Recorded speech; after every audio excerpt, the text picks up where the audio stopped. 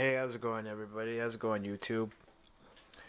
The realist of MMA, keeping it real on all things MMA. Basically, I'm making this quick video for you guys to show you basically how MVP got exposed in the Paul Daly fight.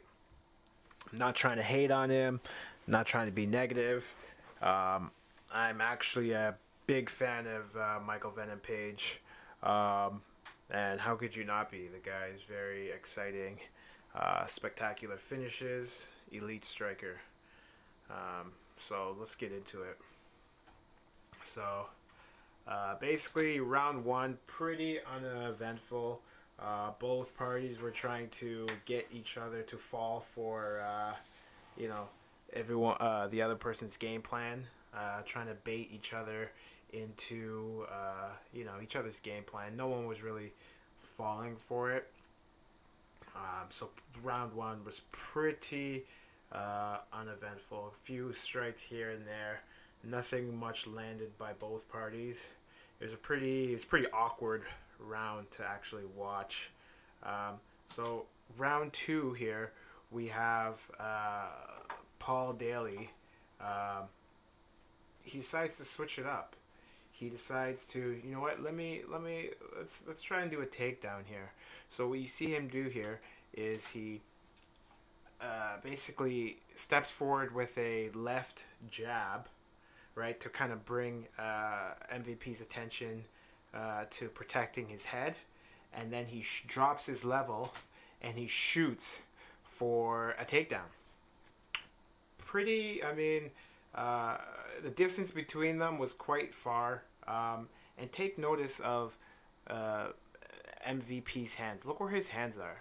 Not where they're supposed to be when you want to defend a takedown, right? What you want to be doing is cross-facing his face with your left arm and trying to get an underhook here. And as well, there's no sprawl. This is wrestling 101. This is basic takedown defense. Nothing advanced here. Also, take note of the poor positioning of Paul Daly. Pretty sloppy. He kind of just dove in there like a Hail Mary, and yet he still was able to secure the takedown on MVP. Once again, his hands are over top of Paul Daly, not where they're supposed to when you're trying to defend a takedown. You want to put your hands and your arms in between you and your opponent when you're trying to defend a takedown. There you are. This is not what you want to do, right? This is actually helping Paul Daly be on top of him. So here we are. We have another example of the action here. So we have Paul Daly up against the fence.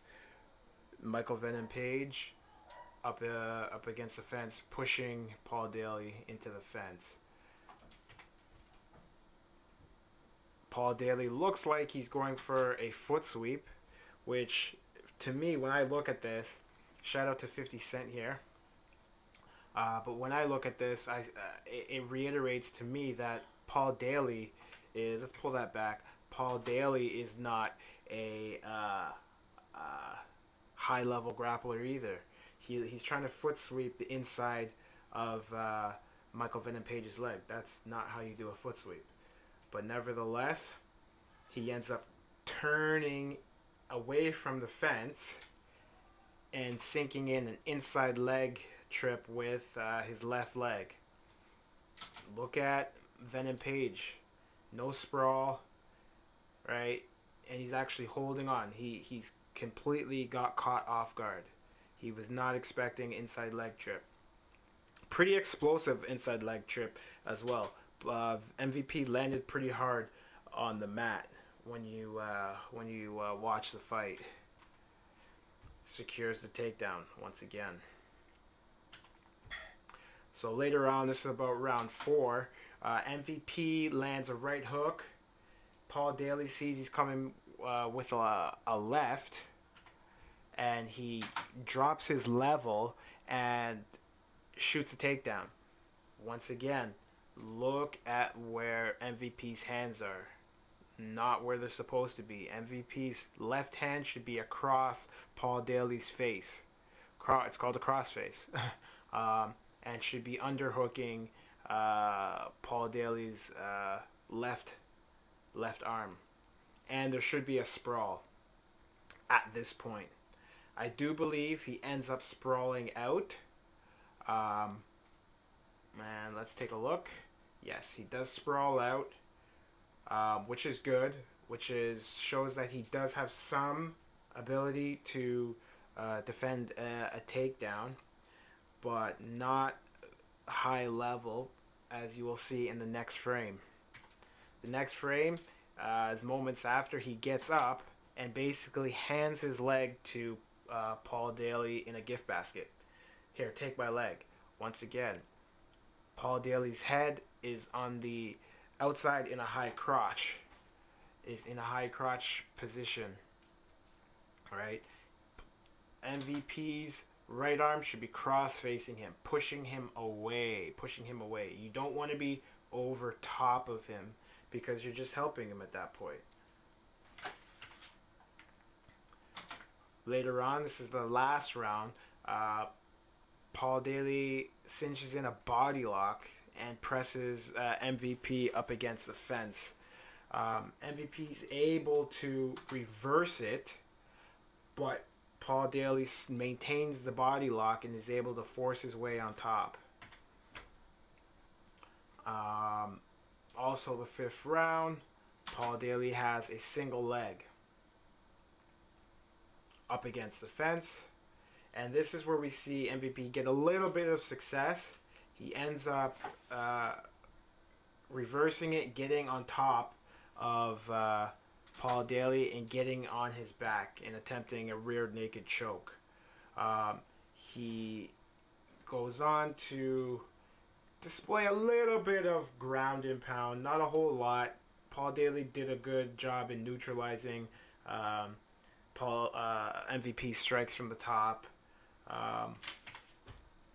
He got a couple in, and this is pretty much how the fight ended, with MVP on top, kind of controlling Paul Daly.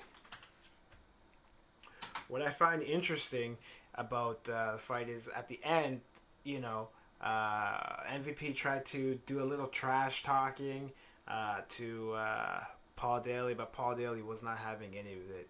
He pretty much ignored MVP, walking away and leaving MVP kind of dry. So it goes to decision.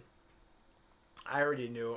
I'm not saying by any means MVP did not win this fight. He won this fight clear, but he got exposed. Paul Daly exposed him for not having a very well-rounded game. He's an elite striker, but his wrestling basically needs a tune-up. If you look at what happened to Khabib versus Conor, you're going to see that you need to have a very well-rounded game. You can't be just one thing anymore in this game. You got to be well-rounded.